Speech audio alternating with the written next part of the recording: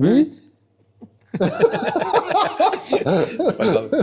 J'avoue que là, franchement, on a le pick-up derrière toi, qui est vraiment un projet de fou, on n'en voit pas beaucoup en France. Là, t'as un combi, là, il y a une voiture de drift, là, t'as le truc qui sert à tuer tout le monde sur circuit, ce genre de machin. Ça, c'est une caisse de grip. De grip. Là-bas, on a la moto turbo. Là, t'as la Kawa qui est full piste. Avant de faire celle-là, j'avais fait le modèle là, modèle de 88. Ça, c'est le ZRX, donc tu vois, la tête de fourche qui était là où je l'avais mis là-dessus après, tu vois, le casque. C'est que des photos de toi, ça. Hein. Ça, c'est photo de moi, ça, c'est le mototuning, un poster donc, du magazine donc, des années 2000. Je te dis, quand j'avais fait le Paris Tuning Show, que j'avais rencontré le Franck Ouvry. Je me dis quand même que t'as un poster qui vient du même magazine où il y avait ce genre de filles, et toi, c'est quand même la classe. Et moi, j'ai pas de scotch sur les nez. T'as pas de scotch sur les nénés.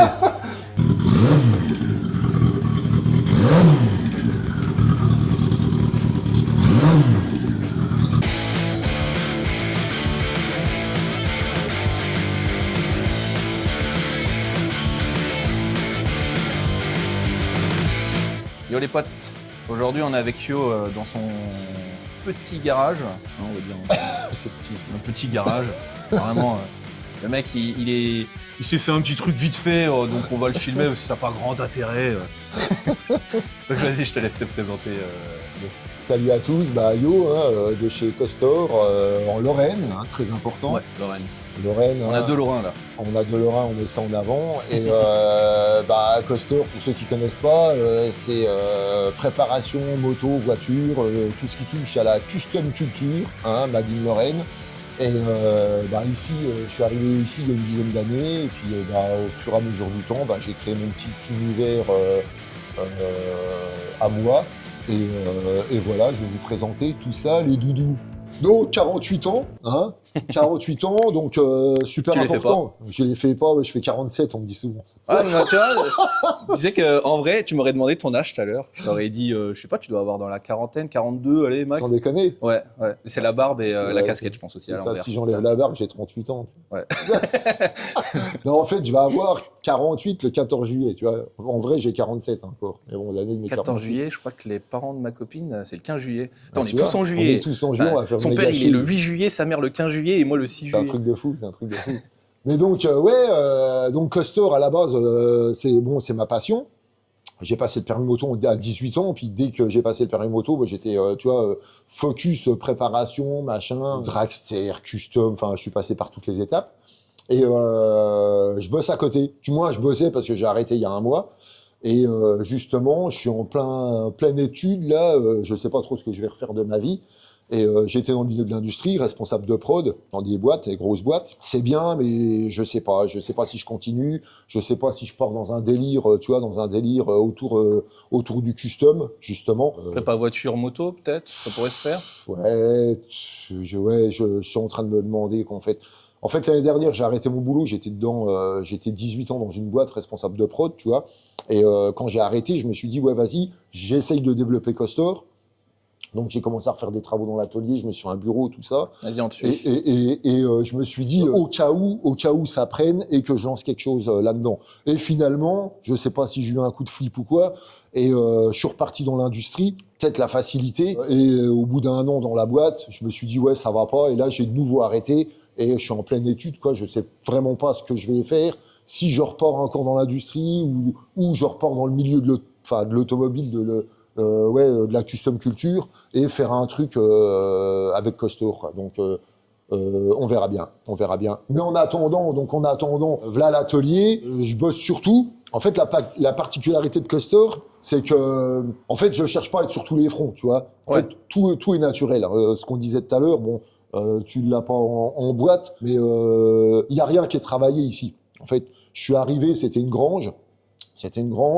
Il y avait de la terre battue, il n'y avait pas d'électricité. Et comme j'ai plusieurs fois déjà dit aux potes là, j'ai pas trop d'influence sur ce que tu peux voir en ce moment, tout ce qui tourne autour de la custom culture, les émissions de télé à la con pour moi. tu vois que tout est surjoué, tout est travaillé. Bah, oui. Il y a pas d'histoire, il y a pas d'âme. C'est pour ça qu'ils viennent sur YouTube chercher nos youtubeurs pour présenter leurs trucs. C'est exactement pour ça. Et ça, moi, ça me pue au nez, quoi. Quand je regarde les émissions de télé, là, je vais pas citer de nom et tout, mais quand je vois que les mecs, en fait, ils font des ateliers un peu fake, tu vois, ils mettent un peu là. En fait, il y a pas d'âme, voilà, et ici, en fait, il y a rien de tout ça. Moi, si tu veux, tout a une histoire ici.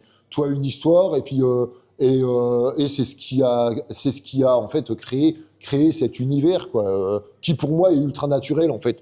En fait, ce que tu vois là, c'est ce que j'avais en tête déjà dès mon plus jeune âge, et il y a 10 ans, quand je suis arrivé dans la maison là, quoi. Mon objectif, c'était de trouver une maison avec une grange, Maison Lorraine, hein.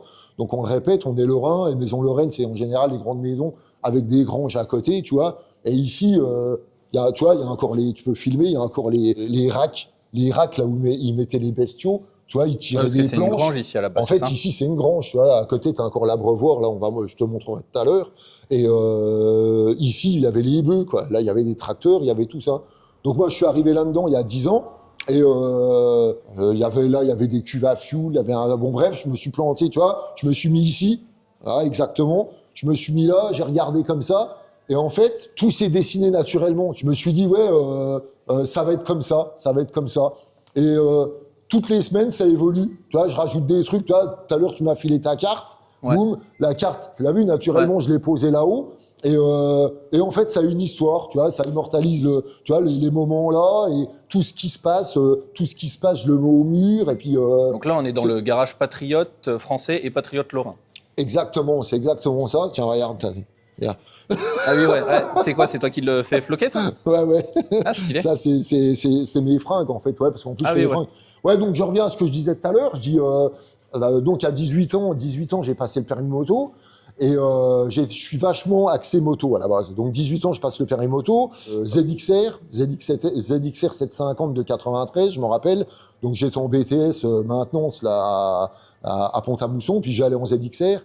Et puis après, tu passes par toutes les étapes. Hein. ZXR, j'ai commencé la piste super jeune. J'avais une vingtaine d'années, dans les années 98-2000 là. Et donc j'ai commencé à faire du circuit. Après, j'ai pris des gamelles, machin. J'ai été bercé par les films américains, tu vois. Donc les voitures américaines, pour moi, le V8, c'était le plus beau bruit au monde. Ouais, j'avoue, ouais. Dès que j'entendais une caisse américaine dans les films et tout là.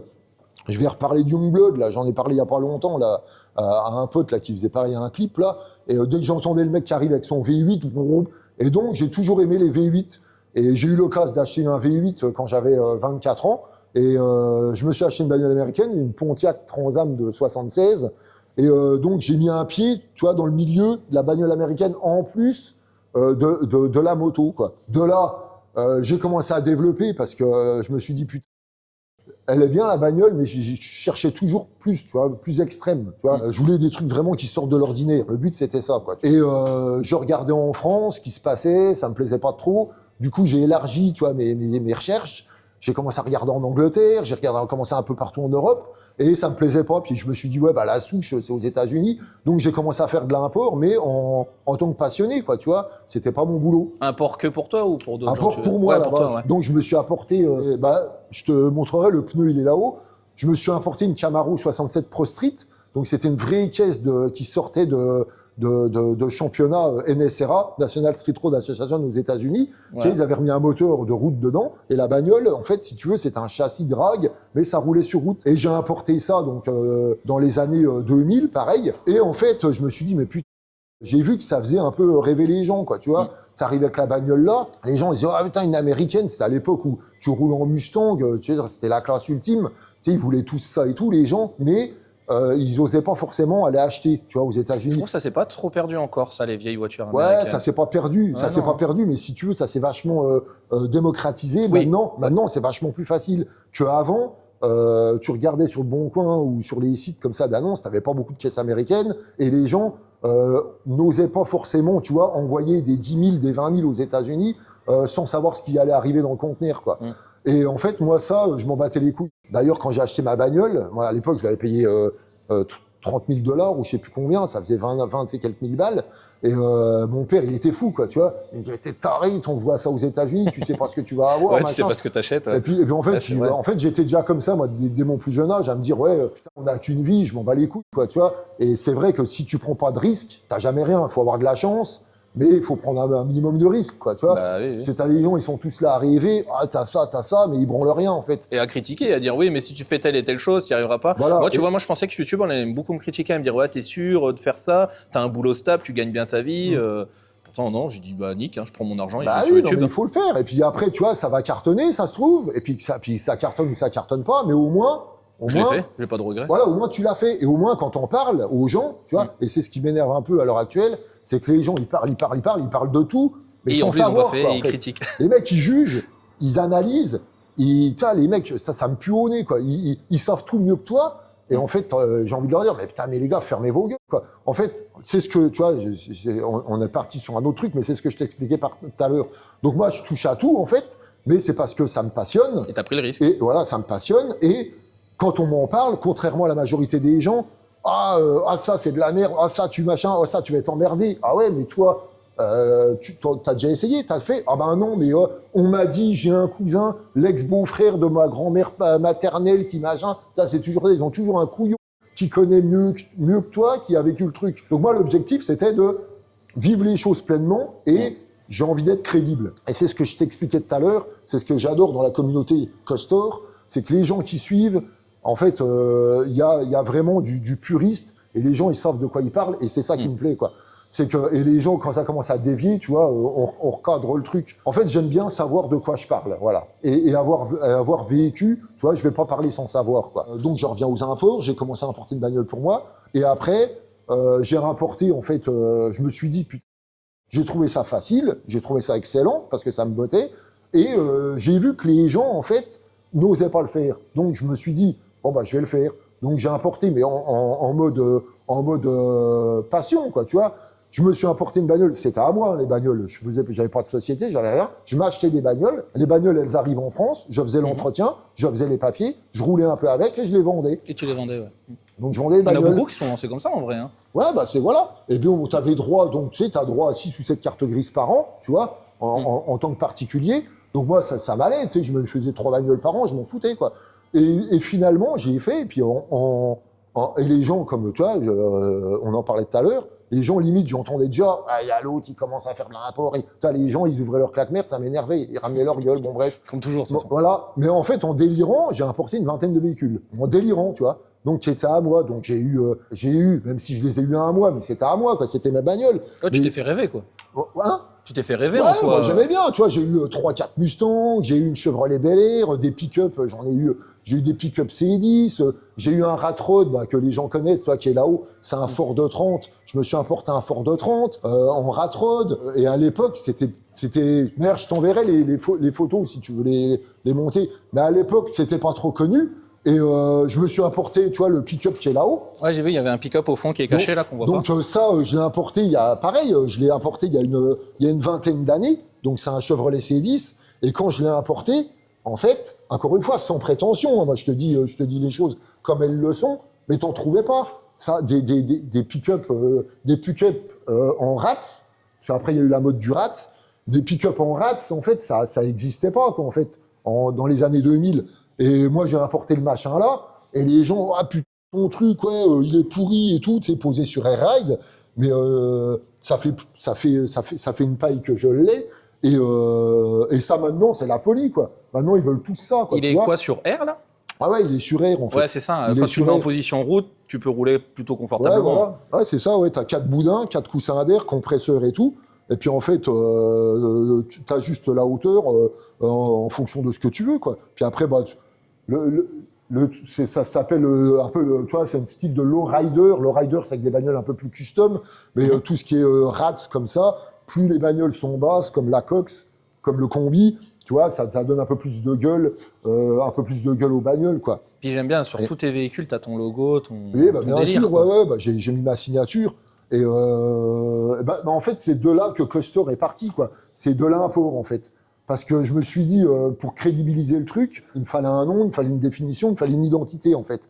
Et si tu veux, l'histoire du coaster, là, bon, je te raconte tout à la volée, hein, on pourra en parler des heures et des heures. L'histoire du coaster, si tu veux, il est là-haut. Je te le montrerai après, en haut de l'étagère, là-haut. C'est mon doudou de naissance, tu vois. Ah, ok, ouais. Mon doudou de naissance, quand j'étais gosse, c'était un castor. Et quand j'ai passé le permis moto à 18 ans, j'avais déjà en tête d'avoir ma signature. Et vu que mon doudou de naissance, c'est un castor, il y a tout un truc autour de Costor. Mon nom de famille, c'est Parce que c'est toi qui as créé Costor? Ouais, voilà. Donc, okay. mon nom de famille, c'est Kostreva. Et en fait, j'ai voulu relier, tu vois, le côté paternel et maternel dans le nom. En fait, la famille. Et Kos, donc Kos, c'est pour Kostreva. Donc, du côté paternel, okay. Thor, ma mère, elle est normande. Donc, les terres vikings, normandes, Thor, le dieu Thor. Ouais, je me posais la question quand je suis arrivé. C'est pour ça. Donc, et en plus, à l'époque-là, parce que j'ai fait de la musique aussi, j'étais batteur dans un groupe de death metal, tu vois. Okay. Et donc, dans le milieu de la musique, c'était du métal, c'est un peu le côté viking, tu vois. Thor, le dieu du tonnerre. Moi, j'adore le tonnerre, j'adore l'orage. Tu vois, t'as les marteaux de Thor autour du cou. Et donc, du coup, à l'époque-là, je me suis dit, putain, ça a gambergé dans ma tête. Et donc, Thor, côté terre normande, machin, dieu viking, je me suis dit, ah tiens, je vais faire un jeu de mots. Costor, tu vois, comme ça, le côté paternel, maternel, mon histoire, quoi. Et ça ressemble à Castor, forcément. Ouais. Et je vais utiliser donc mon doudou de naissance pour faire le logo. Et donc, quand j'avais 18 ans, j'avais pas le nom, mais j'avais déjà le logo. En fait, ils sont tous là avec leur club, à mettre des têtes de mort, tu sais, ils ouais, j'avoue, voilà, c'est il vrai faut qu'on soit méchant, on est des fous, on est des dingues, on n'a pas le droit de rigoler et tout.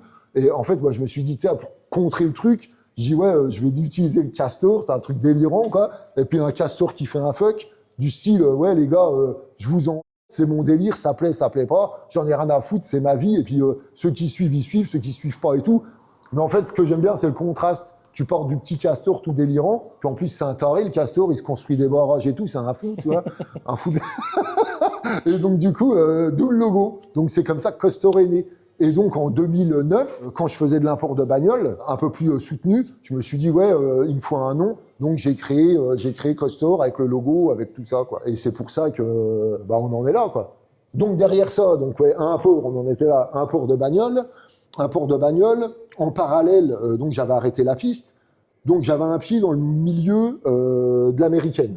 Tu vois, j'avais un pied dans le milieu de l'américaine, donc je me suis dit, je vais aller voir ce qui se passe aussi du côté des motos. Et donc, je me suis importé des bécanes de Floride, parce qu'à l'époque, je bricolais un peu, mais je voulais pas trop m'emmerder, tu vois. Et j'avais la facilité, vu que j'importais des États-Unis, j'ai importé 2 bécanes de taré, quoi, avec des pneus 300, des custom.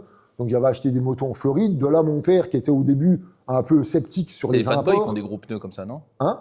Je pense à la Harley Fatboy qui a un gros pneu. Ouais. Ça, c'est un breakout aussi, tu sais, qu'ils ont sorti avec les gros pneus, breakout. Et en fait, du coup, donc j'importe une moto. Du coup, mon père, qui était sceptique à l'époque, qui se dit, putain, c'était classe et tout, tu faisais ramener une bécane des États-Unis, un truc. Et en fait, t'as beau dire ce que tu veux, la culture américaine, c'est la bagnole, c'est la moto. Et ici, c'est vrai qu'on a des tueurs, on est des fous et tout, mais ça vient de là-haut. Ça vient de là-haut, oui. L'amour de l'automobile et tout. Donc, il y avait une longueur d'avance là-haut dans les années 2000 aux États-Unis. Tu vois, l'époque des gros pneus, l'époque de tout. Bah oui. Je te dis avant, parce que maintenant, il y a un putain de niveau en Europe, en Chine, au Japon et tout, où t'as des mecs qui font des trucs de taré en France. J'allais le dire quand tu parlais de ça. J'allais dire pour le drift en France, pareil. Hein. Tu regardes les premiers qui sont venus faire du drift ici, en France dans les années 2000, ils galéraient pour avoir les pièces et tout ça. Ça coûtait une blinde. Alors que maintenant, on est des tueurs aussi en drift. Maintenant, j'ai envie de te dire, c'est pas un concours, hein, mais les Européens ont chopé un putain de niveau qui est dans la préparation automobile. Et en fait, tu t'aperçois, en fait, c'est une petite communauté, mais rien qu'en Lorraine. Hein. Là, il y a des putains de préparateurs de motos aux alentours, il y a des mecs qui font des caisses de fous, ils disent rien, mais ils ont des caisses de tarés dans leur garage. Là, moi, je me lance dans le drift, il y a des mecs qui font des caisses de tarés, des tueurs, et franchement, il y a un bon noyau de barrés en Lorraine, quoi. Mais donc, bon, tout ça pour te dire, une petite histoire, moi, bécane américaine, donc Harley, et puis après, donc Harley, bagnole américaine, de là, mon frangin, lui, roulant en Cox Combi, hop, donc je suis parti un peu dans la Cox Combi aussi, tu vois. Et c'est ce qui fait qu'aujourd'hui, tu vois, c'est vachement éclaté, quoi, en fait. Et pour moi, ça représente vraiment à 300% la custom culture. C'est que, en fait, j'ai commencé par la piste, je suis parti dans la voiture américaine, tu vois. Et quand je te dis je suis parti dans la voiture américaine, c'est-à-dire, vu que j'aime bien bricoler, quand j'avais une bagnole, l'entretien, je le faisais moi. Pourquoi? Parce que, et comme tout le monde au début, hein, je savais rien à foutre. J'étais passionné par ça, mais tu me montrais un moteur, tu me montrais une boîte de vitesse, tu me montrais une moto. Mais bon, maintenant, avec Internet, avec tout ça, et au début, j'étais une bille, je faisais des conneries. Et maintenant, avec les conneries, on apprend. Voilà. Et maintenant, j'ai pas la prétention d'être mécano, mais ça me paraît facile. Tu vois, là, j'ai fait le Gex Turbo, j'ai pas de plomb, j'ai rien, j'ai juste le schéma électrique à la fin, mais sinon, j'ai aucun plomb, quoi. Ça se dessine dans ma tête, ça me paraît facile. Mais c'est venu naturellement. Et à l'heure d'aujourd'hui, t'es un peu sur les réseaux, toi? Là, j'ai Costor sur Facebook, parce que bon, j'étais anti-réseau à la base, mais bon, comme je t'ai dit, quand j'ai créé mon Costor, je me suis dit, il me faut un support, donc j'ai créé la page Facebook. Et bon, après, c'était avec ma génération, hein. Maintenant, c'est plus Insta, TikTok, tout le bordel. Et je publie un peu sur Insta, parce que ça marche un peu, et puis je m'aperçois que dans le milieu, il y a des gens, ils te demandent, ouais, ton Insta, donc j'ai mis un peu sur Insta. J'avais créé une page YouTube à l'époque, à l'arrache, où je mets des vidéos de temps en temps, mais j'alimente pas assez, quoi. En fait, c'est un boulot aussi, quoi. Tu vois, toi, tu fais des vidéos, voilà, quoi. Tu peux faire de la prépa, bagnole, moto, aller rouler, aller machin, mais après, il faut filmer, il faut monter, et ça, moi, je te dis, moi, j'avais un boulot à côté, là, ça fait seulement 1 mois que j'ai arrêté, là. Mais ça prend un temps monstrueux, quoi. C'est un truc de fou, hein. Et dans les commentaires, si les gens ils veulent te demander de lancer une chaîne YouTube, tu le ferais? Ah oui, ça c'est clair, hein, moi. Parce voilà, que t'as déjà Facebook, t'as déjà une bonne communauté sur Facebook. T'as Ouais, 30 000 il y a abonnés, 30 000, tu fais des ouais. vidéos, tu montes tes projets. Quand tu vas en extérieur, tu fais aussi des vidéos. T'as déjà tout ce qu'il faut pour faire c'est ton vrai. YouTube, en vrai. T'es pas le premier qui me le dit, hein. Mais bon, en fait, tu vois, là, dernièrement, mon projet, c'était de finir le Gex Turbo. Donc, j'avais pas en tête je filmais quand même, mais en fait, tu passes déjà des heures, tu vois, le matin, tu te lèves, tu vas sur la bécane, hop, t'arrêtes vite fait le midi pour bouffer, hein, encore à l'arrache, quoi. Tu vois, limite, là, moi, Audrey, là, ma femme, là, elle pète un câble, quoi, tu vois. Enfin, elle pète un câble, non, mais tu sais, tu la vois pas trop, quand tu fais une moto, ah putain, elle me dit, ouais, t'es pas là souvent. Et en fait, pourtant, je suis là, présent Oui, dans t'es la présent maison. chez toi, mais En fait, c'est un bâtiment, truc quoi. de dingue. Comme je te dis, moi, je fais pas de notes, je prends pas de notes, je fais rien. Ça veut dire que le soir, en fait, tu bosses la journée sur la moto, tu t'arrêtes vite fait. Des fois, j'ai même la rame d'aller pisser un coup, quoi, tu vois. J'ai envie de pisser, il est 10h, je vais pisser, il est 14h, quoi. Tu vois. Et je te dis, je me dis, putain, j'ai même pas, tu vois, j'ai la rame d'aller pisser. Mais, et le soir, en fait, c'est là où tu te poses et c'est là où les pièces. Et tu remets tout en ordre dans ta tête et je prépare ma journée du lendemain, en fait, le soir. Ouais. Tu vois. Je suis là au pieu. Et puis en fait, je suis là, mais je suis pas là en fait, parce que dans ma tête, on regarde un film. Bon demain, il faut que je fasse ça. Demain, voilà, tac, tac, tac. Donc, truc ultra important pour les jeunes ou même les plus vieux qui veulent se lancer là-dedans. Enfin moi, ce qui est important, c'est l'organisation. Et enfin, tu vois ici, tu m'as dit que tu venais là, mais j'ai rien fait en fait. Je me suis pas dit ouais, vas-y, il arrive, je passe l'aspirateur, je vais repeindre les poutres. J'exagère, mais en fait. Quand je bosse ou quand je vais rouler, tu peux être sûr, ou alors si je rentre tard, je le fais le lendemain, tout de suite je nettoie, je range, tout est cadré en fait. C'est à l'arrache, mais c'est un arrache organisé, Costo. Ouais. Et en fait, que ça soit dans les préparations, que ça soit dans les roulages, que ça soit dans l'atelier, c'est un arrache. Ça veut dire que c'est fait naturellement, pour moi, à l'arrache. Ça veut dire que c'est fait naturellement, il n'y a rien de calculé, mais par contre, c'est pas calculé, mais c'est organisé. Honnêtement, quoi de mieux que de montrer le Gex pour montrer comment t'es organisé? Ouais, bon, on voilà. va faire ça. Après, on reparlera Donc le Gex, c'est le dernier projet que je viens de finir, projet que j'ai depuis 4-5 ans. Donc c'était un pote qui roulait en Gex et puis qui faisait les records du monde, donc en Angleterre, à Elvington, de roue arrière. Quoi. Ah, de roue arrière? Ouais, tous les ans, tu as des concours de wheeling. D'accord. C'est pour les records du monde, quoi, en fait. Tu vois, il tape les records du monde à Elvington, en Angleterre. Et donc, il avait, donc là-haut, en Angleterre, donc le préparateur qui a fait le moteur, donc c'est le Dave Dunlop qui vient d'Angleterre. Et donc, il a rencontré le gars là-haut à Force en Angleterre. Et les mecs, donc t'as plusieurs catégories, et t'avais une catégorie turbo, quoi, en fait, moteur turbo compressé. Et donc lui, il a fait faire la moto, il s'est monté une moto turbo, tu vois, il s'est monté une bécane turbo. Et si tu veux, il a été en Angleterre pour régler la moto. Le mec qui lui a fait la moto, donc Dave Dunlop de Fast by Me, Turbo System lui peaufine les réglages et tout. Et puis en fait, bon bref, il s'est pété la gueule avec. Il a oublié qu'il était en Angleterre, puis il a tapé une bagnole. Et bon, après la moto, elle est restée chez lui, machin. Bon, le moteur était neuf, le moteur était réglé, était réglé, tout le bordel. Et si tu veux, il a abandonné le projet et je lui ai racheté le projet en fait, en gros. Ok. En gros, moi, je lui ai racheté le projet. Et je me suis dit, bon, bah, le moteur m'intéressait, tu vois, pour tous les fans de moto, en fait, un moteur turbo, c'est exceptionnel, quoi, tu vois, ça sort de l'ordinaire et tout, ça fait rêver, quoi, en fait. Tu te dis, ouais, que tu roules avec, que tu roules pas, que tu fasses de la compète, que tu fasses du drag ou quoi, un moteur turbo, tu vois, c'est un peu le saint graal, on va dire, sur les motos. Je parle de ma génération, quoi. Et Moi, le seul projet turbo que j'ai vraiment connu sur YouTube, parce que je suis un gros consommateur YouTube, c'est Torn My Bike qui le Franck Nourri, ouais. Ouais, le Franck qui avait fait sur une MT-07 et sur un Nickel aussi. Bah en fait, t'as donc Torn Bike, Franck Nourri, donc lui, ça fait déjà même plusieurs fois, plusieurs années, hein, il avait lancé un 1000 Gex Grimm, semble qu'il était turbo à l'époque, dans les années 2000.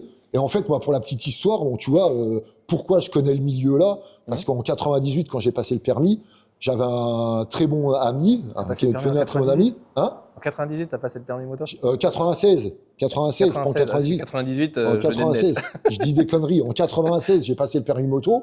Et à l'époque, mon père roule en VMAX Formula, ma mère roule en XJR, machin, mes frangins roulent en moto aussi.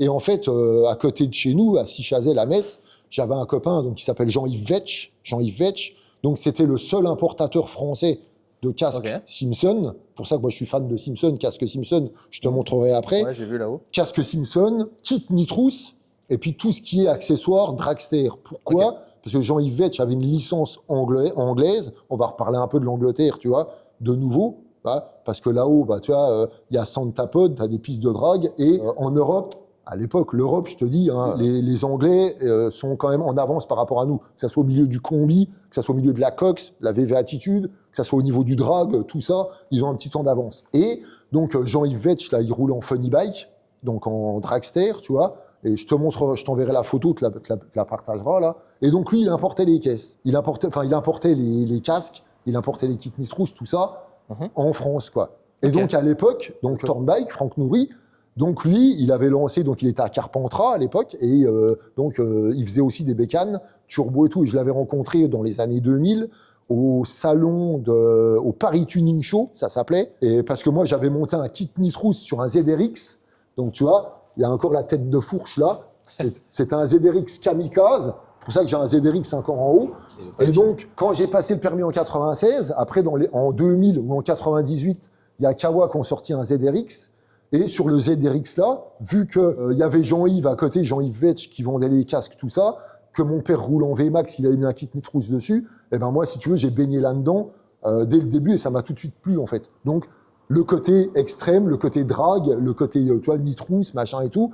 Et en 2000, j'ai tout de suite mon ZRX démonté, j'ai fait réélargir la roue à l'arrière, renforcer le bras oscillant, j'ai monté un kit Nitrous et je me suis fait un Street Fighter en fait. Et les Street Fighter, à l'époque, c'était pas connu du tout, quoi, tu vois.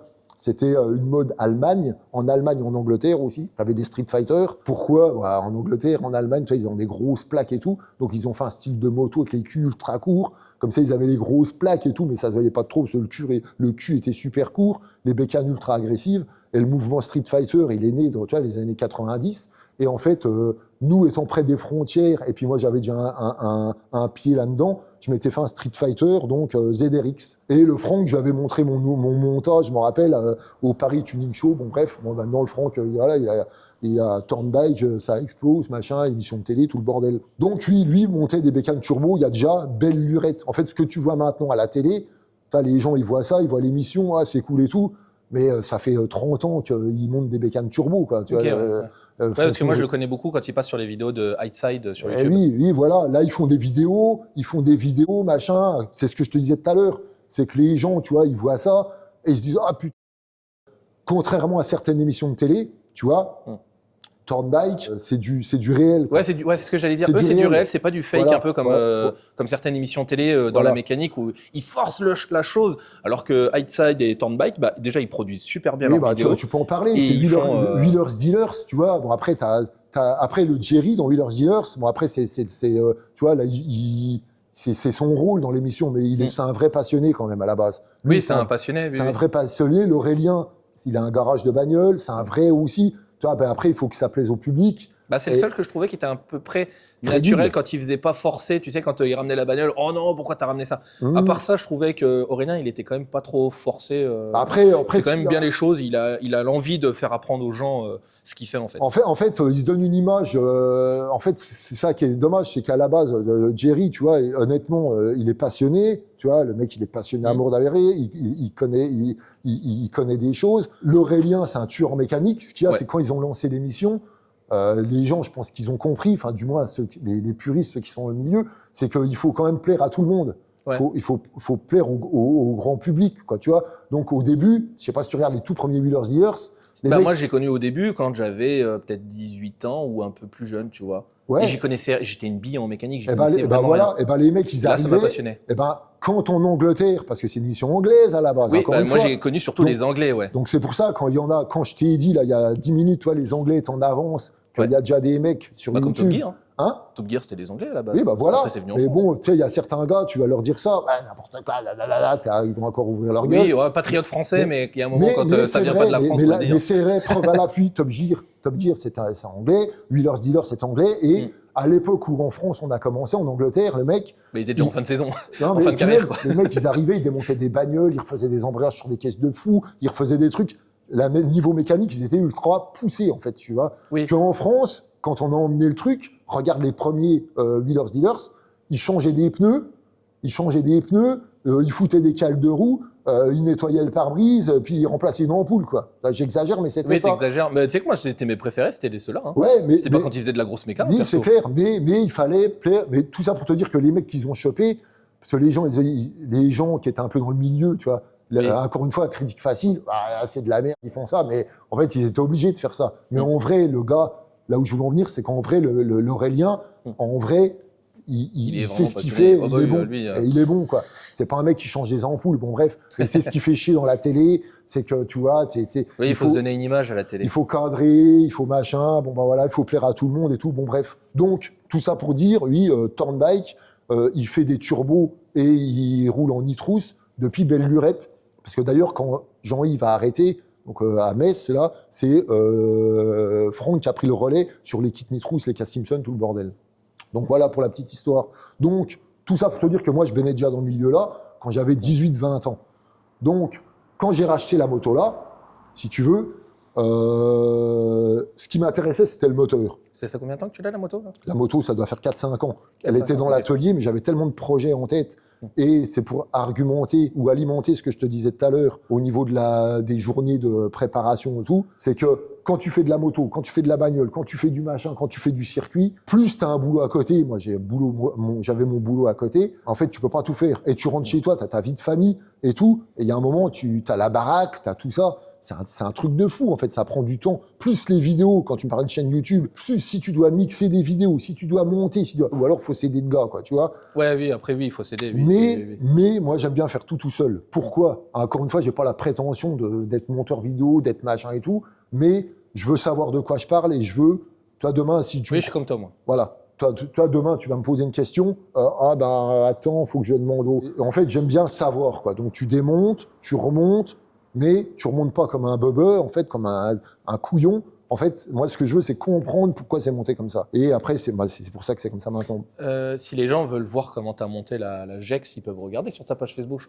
Moi, j'avais suivi comme ça, moi. Ouais, j'ai mis pas mal de photos, mais c'est pareil, j'ai pas tout mis, quoi. J'ai pas tout mis. T'as pas tout mis. Oui. J'ai pas tout mis. Pourquoi? Parce que j'aime bien partager. Avant, je mettais tout, mais en fait, le problème, c'est que j'aime bien répondre aux gens. C'est un sujet qui est vachement sensible pour moi parce que quand t'es passionné, c'est sensible. Tu vois ce que je veux dire? Si demain, moi, je vais te dire, ouais, mec, tu filmes comme un con, ça va te toucher, même si t'en as rien à branler. Et moi, le problème, c'est que les gens, ils ont encore une fois la critique facile sur Facebook et sur les réseaux, et ça casse les couilles. C'est que des fois, le mec, il bite rien, puis il va arriver, pourquoi t'as fait ça et tout? Et vu que moi, c'est des sujets sensibles, je vais m'expliquer. Un peu moins sur Facebook, plus sur TikTok maintenant. Ouais, peut-être. Mais toi, moi, je vais avoir le besoin de m'expliquer avec le gars, tu vois. Ouais, oui. Il faut que le mec, il te parle. Parce que tu prends à cœur ton projet, donc. Voilà, et tu lui expliques. Et le problème, c'est que plus t'en mets, plus les gens, ils vont critiquer. Attention, une critique, ça peut être positif et négatif. Quand je dis critique, c'est pas forcément négatif. Et forcément, tu vas rentrer, et encore, ça prend du temps. Voilà, ça. Donc maintenant, je préfère moins mettre. Voilà, je montre le résultat final et j'essaye de plus trop rentrer pas dans les conflits, mais encore une fois, ou positifs ou négatifs, mais dans les explications, quoi. Enfin, quoi qu'il en soit, c'est un projet que j'ai monté tout seul de A à Z, quoi. Mais donc la moto, si tu veux, j'ai acheté le moteur, il restait, parce que la partie cycle, elle avait tapé, ça me plaisait pas. Et puis comment elle était montée, chacun son style, j'aimais pas. Quand tu me dis Gex Turbo, tout de suite, j'ai ça qui se dessine dans ma tête, en fait. Tu vois, c'est pour ça. Après, il y a les goûts et les couleurs dans la nature, chacun fait ce qu'il veut. Moi, si tu me dis Gex Turbo, de par ma formation, de par mon expérience, tout ça, pour moi, c'était ça. Quand je lui ai racheté le projet, j'avais déjà ça en tête. C'est ce que je te disais tout à l'heure, donc pas besoin de plan, pas besoin de tout ça. Je savais où j'allais, je savais exactement ce que je voulais, en fait. J'avais un lot de pièces avec, et là, je me suis dit, qu'est-ce que je fais? Ou je rachète un Gex tout d'origine, je démonte le moteur, je remets le moteur là, et machin, ou alors, je repars dans un délire qui aussi était une sorte une façon de montrer le savoir-faire Castor. Je me suis dit, je reconstruis une moto de A à Z, quoi. En fait, c'est ce que j'ai fait. C'est que j'ai récupéré le moteur, donc j'ai démonté le moteur, j'ai remonté une moto complète, en fait, autour du moteur, quoi, tu vois. C'est un 1100 GSXR, donc, qui a été réalisé donc, par Dave Dunlop en Angleterre en 1300, donc bielle piston Hayabusa, qui supporte 400 chevaux, voilà, c'est pas compliqué, et donc avec turbo Garrett, et tu peux faire varier la pression du turbo de 0,4 à 2 barres de pression. 2 barres de pression sur un ouais, turbo. ouais. Mais bon, après, quand tu passes les 0,8 barres de pression, il faut que tu roules en essence aviation. Ok, Tu vois, pour éviter les cliquetis, tout le bordel. Et là, t'es à combien, toi, là? Moi, là, je suis à la limite, je suis à 0,8 barres. 0,8, en fait. ouais. Donc, l'objectif, rouler en essence normale et 0,8 barres de pression. Donc, j'ai un copain, Dono, là, qui a le même montage dans le sud. Là. D'ailleurs, tu peux retrouver sa vidéo sur Facebook. Elle est cool. Et Donovan, là, qui a donc le même moteur, le même montage et tout, passage au banc à l'appui et tout, à 0,8 barres de pression sur un 1300 comme ça, t'es à 270 chevaux à la roue, quoi, tu vois, 270 chevaux. Je veux dire, moi j'ai roulé avec il y a 2 semaines, c'est déjà n'importe quoi. Je vais t'expliquer après, mais ça sert à rien, quoi. Et donc moi l'objectif, donc c'était de remonter une moto complète. Donc j'ai pris le moteur, j'ai remonté, j'avais une partie cycle de GSXR 750 de 89. Donc déjà moi mes modèles préférés, c'est les toutes premières seconde génération. Je m'explique. Il y avait les modèles 88, tu vois, et le cadre est légèrement différent. J'en ai monté un, donc un GSXR Yoshimura juste avant, qui est en photo là-haut, je te montrerai. Et moi, mes modèles préférés, c'est les 89-90. Donc c'est ceux-là. Parce que tu as les Q carrés avec le petit feu derrière. Et puis, tu as la deuxième génération de Q carré, ceux-là, 89-90, pour moi, c'est mes préférés. J'ai remonté le moteur dans un cadre de 750, et puis après, j'ai reconstruit donc un GSXR autour de ça, mais je voulais garder un esprit ultra origine, mais avec un truc de psychopathe, en fait. En gros, je t'explique, t'arrives dans la rue, t'entends bouf, tu te dis, putain, c'est quoi qui arrive? Un moteur turbo, tu vois, peut-être t'entends le turbo qui souffle, oups, putain, le mec, il dit, ah, c'est quoi? Et l'objectif, c'était, putain, la moto, elle arrive. Oh, putain, mais c'est un GSXR. De loin, tu te dis, il est d'origine, tu vois. Parce que là, tu reconnais, parce que je suis pas très Suzuki, tu reconnais que c'est une 750? Là, le puriste, il reconnaît que c'est un Gex, déjà. Ouais. Après, tu te dis, le puriste, encore une fois, il te dit, c'est un 7,5. Parce que ça, j'ai fait une peinture réplica tu vois, c'est sur les 750 RR de 89-90, quoi, tu vois, en monoplace, avec la plaque numéro et tout. Donc, tu reconnais tout de suite.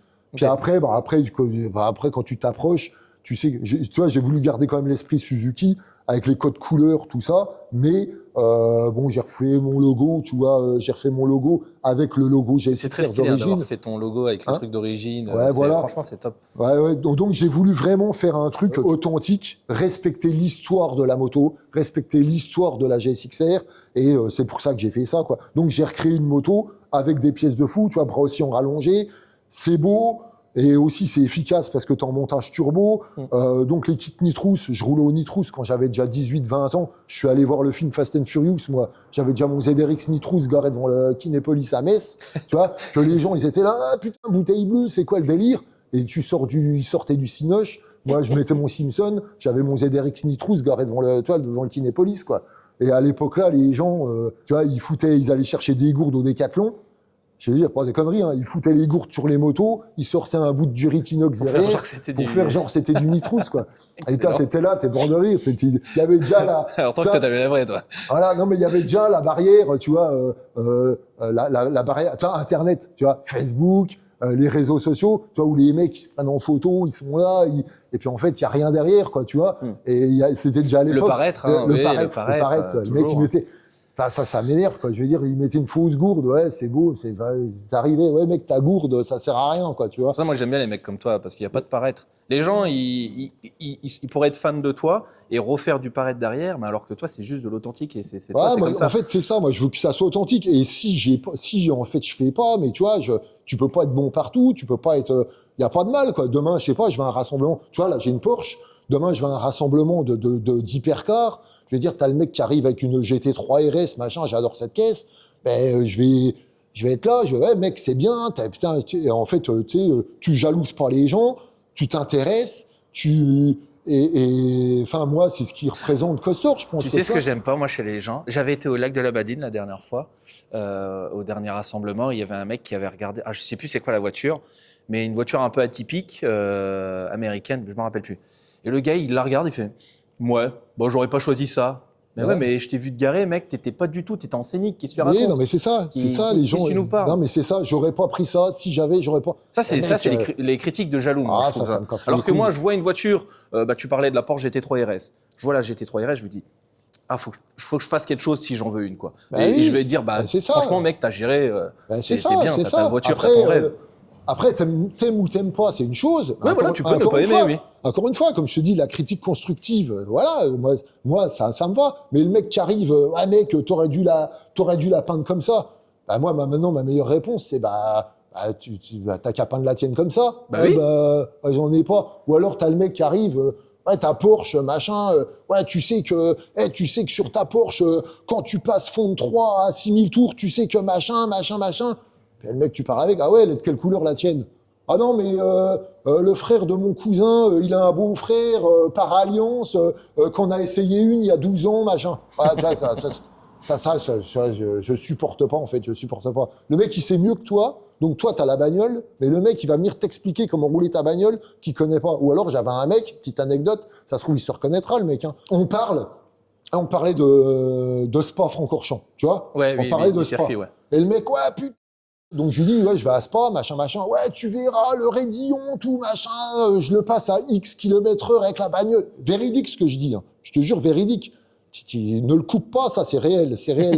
Ah ouais, machin et tout, et toi, je dis, bah ouais, moi, en fait, Spa, c'est ce qui a fait limite que j'ai arrêté la bécane, quoi, tu vois.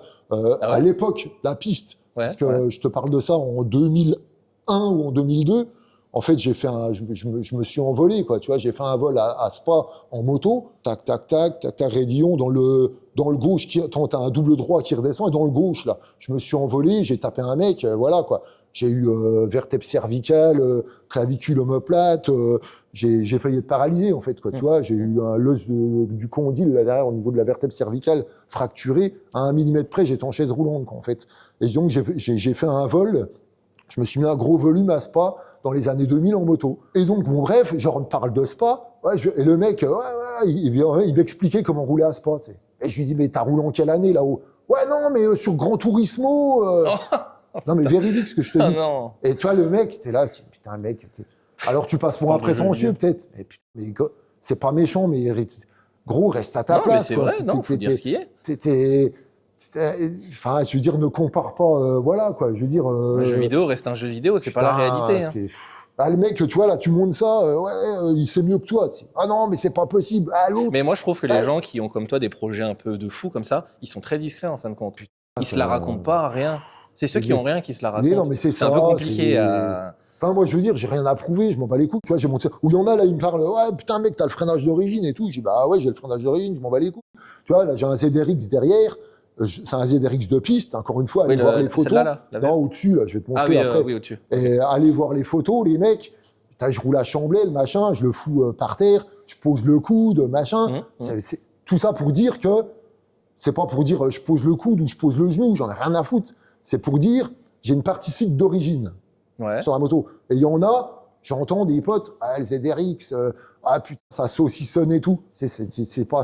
Mais mec, le ZRX, moi, je le mets sur piste, je le fous par terre, mais vraiment par terre à mort. Je faisais des chronos d'enculé, limite à Chamblay, je roulais plus vite avec le ZRX avec mon ZX10. Et les gars, ouais, non, ça va pas et tout. Bon, tout ça pour te dire, sur le ZRX, moto de piste, j'avais monté un freinage de Gex. Celui-là, c'est le même.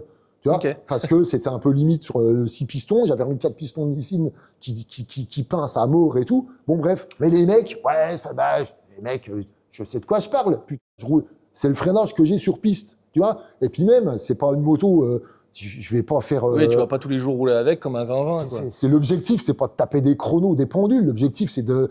Je m'en fous, c'est d'avoir un Gex turbo dans l'atelier. Ça a une accélération de fou. Mais je vais pas taper, je vais pas faire le TT avec, quoi. Tu vois. Parce que le projet, c'est comme tu me disais avant qu'on filme, ça sert à rien. Mais toi, tu t'es fait kiffer parce que déjà, tu as une moto turbo de fou. Que tu t'es pas forcément pour aller faire des drag races le vendredi soir avec des kékés, tu t'es juste fait kiffer, quoi. Moi, l'objectif, c'est vraiment avoir une bécane. Donc, ça va être tu vas prendre un checker, tu vas mettre tous mes trucs moto depuis des années dedans, tu secoues, hop, t'as un moteur turbo, tu le mets dedans, et tu te dis, ouais, vas-y, il faut créer une bécane avec le moteur turbo, tu vois. Et poum, tu sors le checker, et t'as ça qui va sortir, en fait. Ça va être une vitrine pour Costor, montrer le savoir-faire, montrer ce que je peux faire, machin. C'est aussi un challenge, parce que j'avais jamais monté de moteur turbo. Et donc là, c'est pas moi qui ai monté le moteur, mais je l'ai démonté complet, le moteur, et je l'ai remonté proprement. Tu vois, proprement à ma sauce, tu vois. Donc, chaque vis, moi, j'aime bien, tu vois, les vis d'origine, j'aime bien les durites, machin, j'aime bien quand ça fuit pas, voilà. Et la moto là, tu vois, je voulais remonter les vis d'origine. Là, il n'y avait pas les vis d'origine, ça m'énervait. Je voulais faire un truc propre. Et le fait de la démonter, de la remonter, ça m'a permis de comprendre comment c'était monté. J'ai une petite question. Vas-y, ouais. La moto là, actuellement, comme elle est faite, si on devait la comparer à une voiture, c'est quoi une Chiron, le truc Si tu devais la comparer à une voiture, ça serait alors ça serait une GTR de 1600 chevaux. Ah ouais, à ce point, ouais. Ouais, ça serait ça. Une grosse prépa de fou furieux. Ouais, voilà, ça serait ça. Pas Chiron, parce que là, t'es sur des, tu vois, tout de suite tu me dis Chiron, moi je vais penser à Panigale ou à, tu vois, des Ducat qui valent une blinde, tu vois. Okay. À la base, une Nissan GTR, à la base, c'est pas cher, quoi, tu vois. Là, à la base, c'est vrai que quand elles sont sorties, ça valait 60 000 €, un truc comme ça. Voilà. C'était pas si cher que ça. Voilà. Là, maintenant, avec les taxes, on se fait taxer à la gueule en France, c'est un truc de fou. Donc, les GTR, ça a doublé. Et puis, c'était pas si puissant. Voilà. Ça faisait combien une GTR? Je sais plus combien ça fait. Tu vois, c'est 400 ou 500 chevaux, j'allais dire 400 comme ça. bourrins, dans les 400 bourrins. Et donc, un GTR, si tu veux, tu peux booster à mort le moteur. À la base, c'est pas une bagnole chère, mais un peu exceptionnelle quand même. Ouais. Tu vois, tu vas au Japon, c'est comme une référence. Tu vois, une GTR, tout ça, voilà. GSXR, c'est une référence dans la moto. Dès que tu dis Gex, tu sais que tu as déjà un mais truc qui était sportif. abordable à la base. Voilà. Et qui est devenu, après la prépa, et qui est devenu un monstre. C'est abordable, ça a de la gueule, voilà. Tu prépares le moteur à mort, ça se prépare facilement, exactement comme une GTR. Okay. Il y a le Jimmy Supra, là, ceux qui connaissent pas, allez voir sa chaîne YouTube. Je connais pas du tout, moi. Tu vas voir Jimmy Supra, donc c'est un Belge, et donc il a une Supra, donc d'ailleurs, de taré, il a une R8, pareil, Audi de 1600 chevaux et tout. Ah ouais, c'est un préparateur. Va voir, il assure, Jimmy, ouais, franchement, il fait des caisses de fou. Pareil, il a son petit bouclard, machin. Et puis, il a une chaîne YouTube. Et tu vois, là, il fait son truc, tranquille, il a son taf à côté. Le mec, il est paisible à mort. Et puis, il sort des caisses de taré, quoi. Puis, ils se font la gueule. Puis, c'est pareil, lui, des fois, t'as des mecs qui le chambrent avec des Mégane RS, machin. Les trucs, va voir. S'ils le font pour en mode bonne vibe, ça va. Franchement, on va voir Jimmy, c'est cool. Jimmy Supra, ceux qui connaissent pas, allez voir. Okay. Ouais. Je mettrai le lien au pire dans la description. Et voilà. Lui, donc, tu vois, lui, il fait des bagnoles de taré. Et donc, la moto là, pareil, donc GTR, pareil, même niveau que le Gex, tu vois, et prépa de malade. Et maintenant, tu as une GTR qui arrive, sortir 1200 chevaux, 1400 chevaux, c'est pas si... Il faut quand même mettre du blé, mais difficile que ça. Quand je veux dire, ça peut être abordable quand même, quoi, tu vois, pour le prix d'une grosse bagnole. Et ben là, pareil, pour le prix d'une grosse moto, bah, tu vois, tu te fais une prépa de malade sur, pour moi, une GTR de 1600 chevaux, c'est ça, l'équivalent en moto quoi, ou en bagnole, ouais, c'est ça. Ok, donc ça, moi, je vois où on peut se situer. Ouais, comme ça, tu vois. Ouais, donc tu vois, tu vois à peu près ce que ça donne. Mais, donc, Gaël, l'objectif, c'était de faire ça. Donc après, j'ai racheté, pareil, donc il n'y avait plus de compteurs. J'ai racheté des compteurs d'origine. J'ai remis commande d'origine. J'ai mis un train avant de GSX-R 750 de 92. Donc j'ai mis un carénage. Donc bon, à part le réservoir, hein, c'est un carénage en fibre. Donc Racing, peint aux couleurs d'origine. Donc c'est mon pote Loïc Clément là de Pont de la Chétive qui a fait la peinture. On a un peu galéré, je te dis, sur les râles, tout ça, mais on voulait un truc picobello. Et puis, elle est belle, hein. Puis voilà, puis ça donne ça. Puis j'ai rajouté un kit nitrous. Donc 2 bouteilles de nitrous. Et puis ça te donne un truc de fou. Mais donc, ouais, sur la puissance, donc là, tu es à peu près à 270 chevaux sans le nitrous. Donc le nitrous est raccordé, tout marche, mais les bouteilles sont vides. Il faut que je fasse remplir les bouteilles. Donc c'est du protoxyde d'azote, comme ce que les jeunes se mettent dans la gueule, là. D'ailleurs, ils font chier parce qu'à cause de leurs conneries, eh ben nous, toi... C'est devenu cher ou... Bah non, puis tu galères, non, quoi. Ils veulent mettre des règles pour les acheter maintenant, ce truc-là, c'est ça? Donc moi, j'ai mon pote Jean-Yves qui a une bouteille, une cigare là, remplie, donc je vais voir pour les faire remplir chez lui. Mais toi, maintenant, dès que tu parles de protoxyde d'azote, allez, à cause des jeunes cons qui se mettent des taux. Bah oui. Puis toi, mais tu sais que j'en ai eu où j'habitais à Longwy, il y avait des garages qui étaient décentrés du truc. Ouais. Ils étaient en train de se foutre une race à ça. Non, et quand j'ai appelé la police et tout, bah ils étaient déjà partis. Ils avaient balancé dans les garages les bonbonnes. Putain. Ah, ça, c'est un fléau. Et puis, vu que les gens, ils comprennent rien, donc toi, tu dis, ouais, il me faut du protoxyde d'azote, bah, toujours, tout de suite, ils vont catalogue dire, pour tout de suite, ils vont dire, ouais, bah, l'autre, il se met des races il se fout ça, il s'injecte ça dans la gueule, c'est pour ça qu'il a moitié. Je vais m'injecter ça dans les pistons, vous inquiétez pas, monsieur, dame. C'est clair. non, c'est pour la moto, c'est pour la moto. Allez, t'arrêtes, quoi. Mais, ouais, donc, kit nitrous, qui sert à rien aussi. Ah, j'avais pas vu, il y en a. Bah ouais, il y a 2 bouteilles. Donc, qui sert à rien aussi, Gaël, parce que, donc là, c'est pareil, t'as 4 paliers. Donc, en fonction des gicleurs, tu vois, là, t'as des foggers, ça s'appelle. Donc, tu changes tes gicleurs là-dedans, tu changes tes gicleurs dans tes foggers, et en fonction des gicleurs que tu mets, donc c'est un mélange protoxyde d'azote essence, tu vois, et en fonction des gicleurs que tu mets, tu fais varier ta puissance, en plus ton boost, quoi. Donc, tu peux passer 25, 50, 75 ou 100 chevaux, ou plus si tu veux. Moi, là, j'ai un montage plus 50 chevaux. Alors, ou plus 75 chevaux, excuse-moi, plus 75 chevaux. Ça veut dire que tu as 270 chevaux, donc de moteur turbo, plus 75 chevaux. Toi, sur papier, tu as 340 chevaux, quoi, voilà. Mais qui servent strictement à rien. Et la question, je vais faire genre le connaisseur, et genre le turbo, il se déclenche à combien, là? Bah, tu montes en pression, là, à 3000... À 3000 tours, il commence déjà à partir... Enfin, 3000 tours, ça dépend du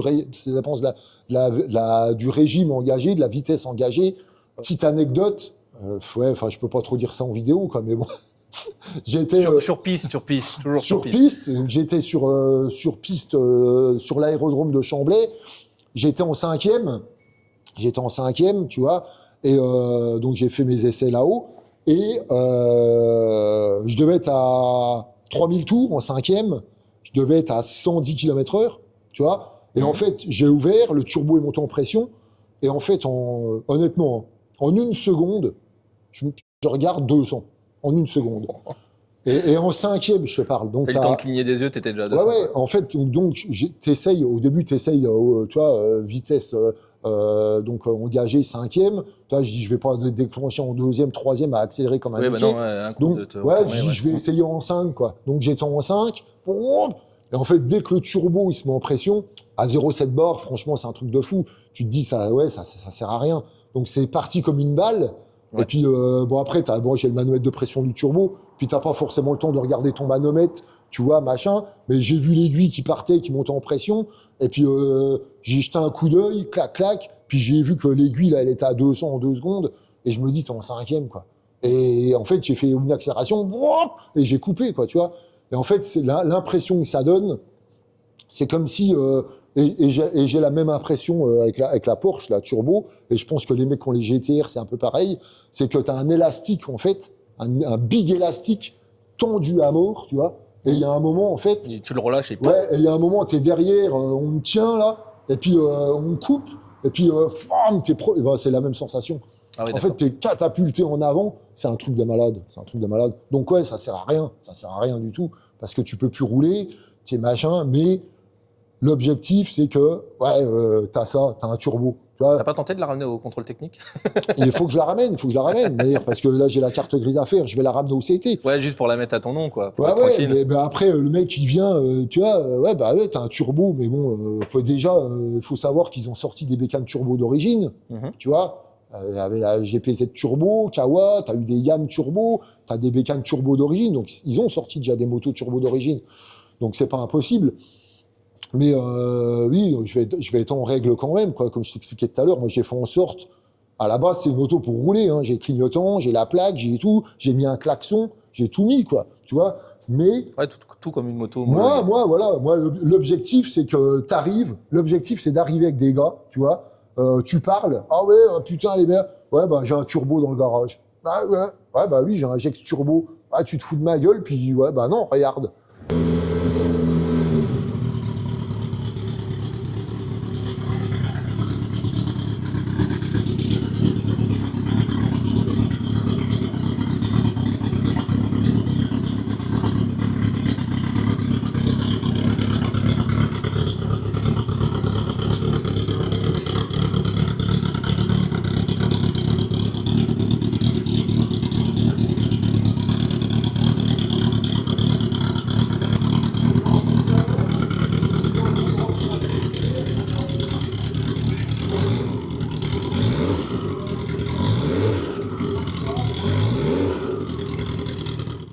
Donc je te disais, l'objectif c'est d'avoir une turbo.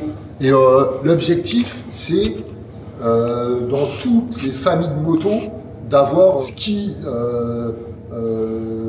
dans ma tête, représente le mieux la catégorie. En fait, je sais pas, pour moi, une bécane turbo ça doit être comme ça. Pour moi, un chopper, tu vois, pour moi un chopper ça doit être comme ça, en fait. Et l'objectif c'est de montrer vraiment la vision, la vision, mais en poussant le vice toujours à l'extrême, ma vision des choses, en fait. Toi, là, je me suis fait un chopper pour, donc en hommage à mon père décédé, et donc je voulais vraiment un Chevrolet, tu vois, années 70, donc c'est un Chevrolet de 77, et tu vois, moteur gravé aux États-Unis, peinture Metal Flake, feuille d'or dessus. Je voulais pousser le vice, quoi. Pour moi, un chopper, c'est ça, tu vois, commande suicide, machin.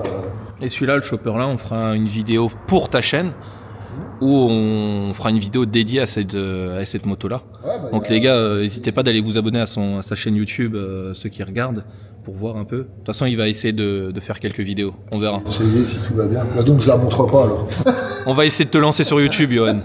D'accord. On va essayer de faire un truc. Pas trop fort. Pas trop fort, mais... Tu vas aller voir mon bureau? Ouais, on va aller voir ton bureau de patron. Je vais voir mon bureau de patron.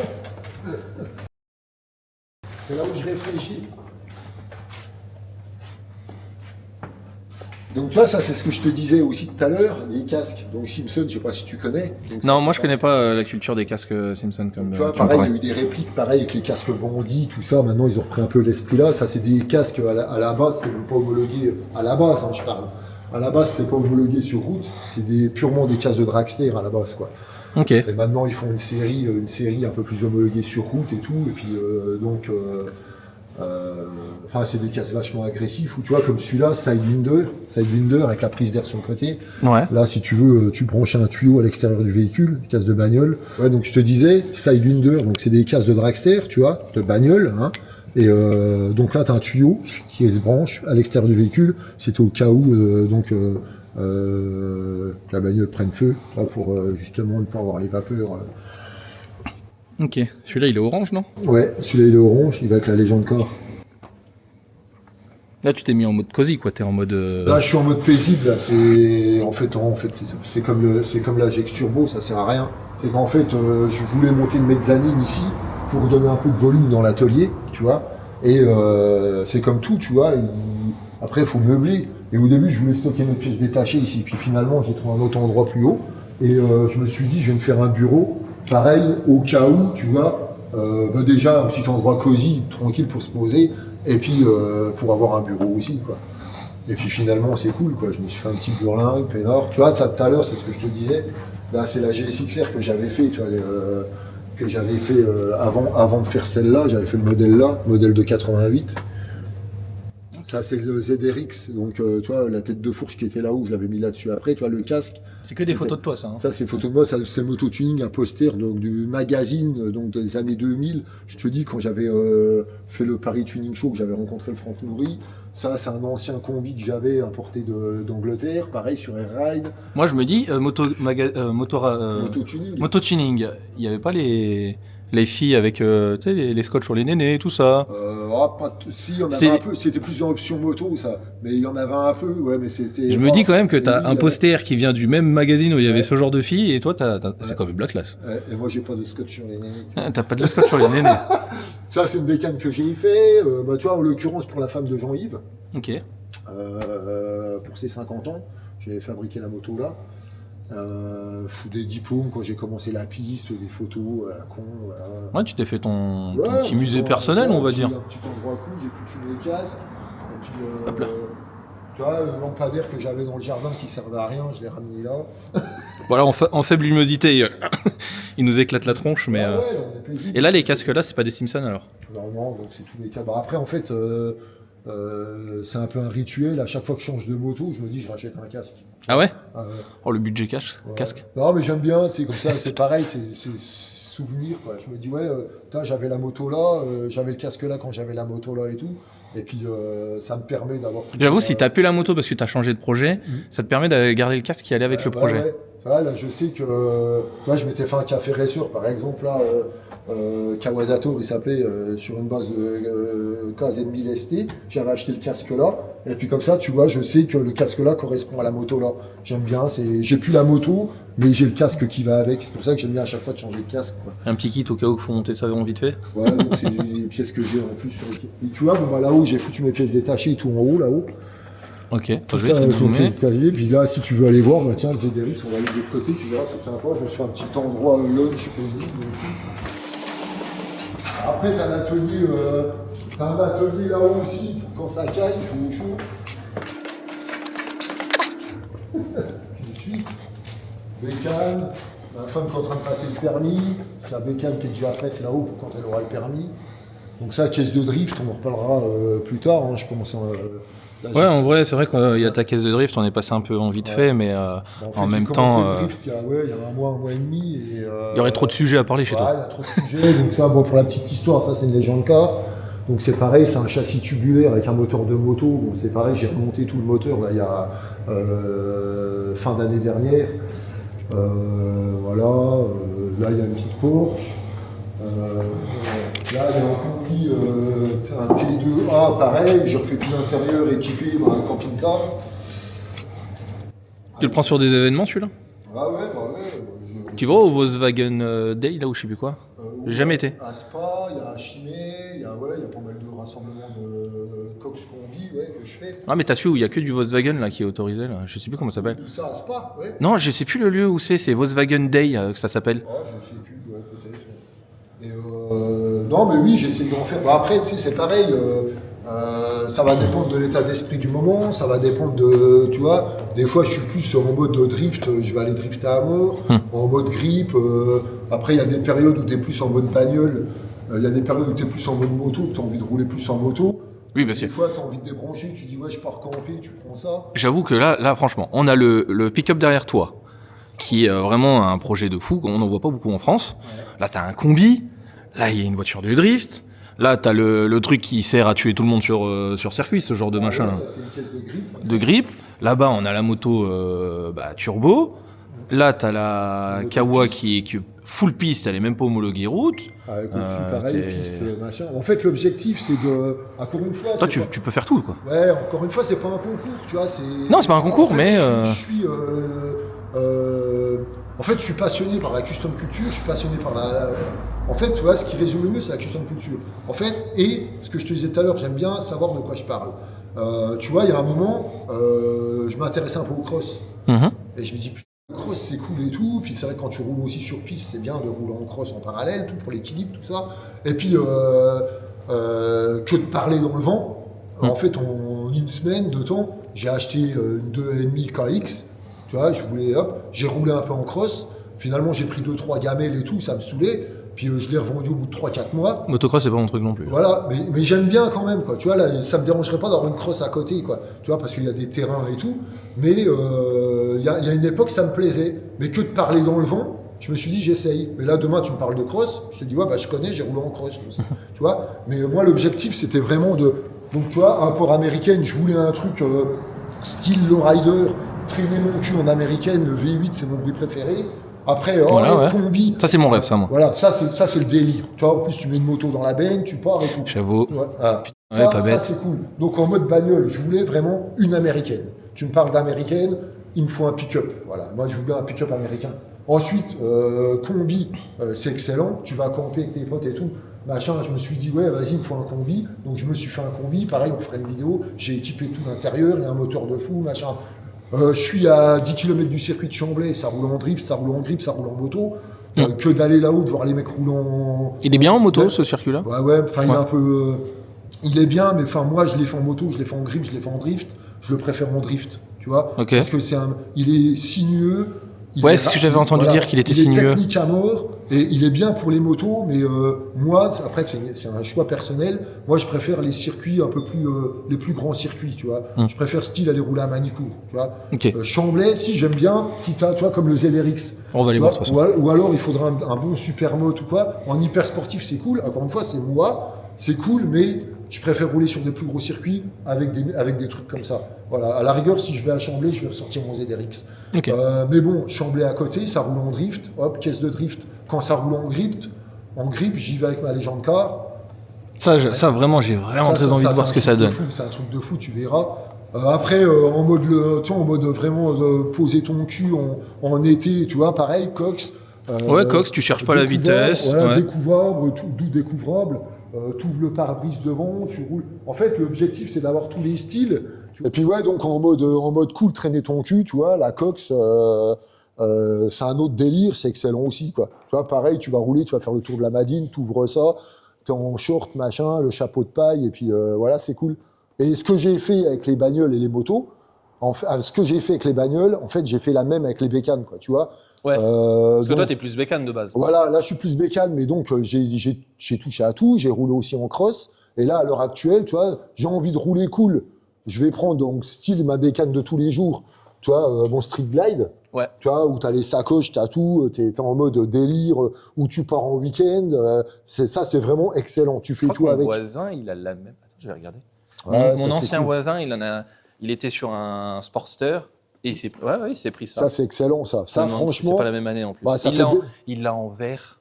C'est beau, hein. Il l'a en vert, tu sais, genre vert anglais. Elle est magnifique. Ouais, mais je lui dis je pas vois parce ce que tu veux j'aime dire. bien me foutre de sa gueule. Donc je lui dis pas. Non, mais ça, franchement, ça fait bécane de daron et tout. Mais Ouais. ça, c'est excellent. Tu sais, tu fous tout dans les sacoches, ça roule bien. Bon, t'as le poste et tout, mais bon, ouais, ça sert à rien parce que Ah mais lui, il fout des musiques de fou, il roule avec. Mais tu sais, c'est un jeune, il a 23 ans. C'est Un génial. jeune de 23 ans déjà là-dessus, c'est à mourir de Mais rire. c'est excellent. Et il fout des musiques de fou et tout, il roule comme un... Il a le gros écran, lui, au milieu, juste. Ah ouais, bah, les plus récentes, c'est pour ça. Ouais, les Mais plus ça, récentes. franchement, ça, c'est un super compromis, tu vois, pour rouler tous les jours. Tous les jours, ça, c'est le top. Ensuite, quand tu veux rouler un peu plus, tu vois, en mode, pareil, roadster, donc j'ai mon X1, là, une Buell X1 qui est là.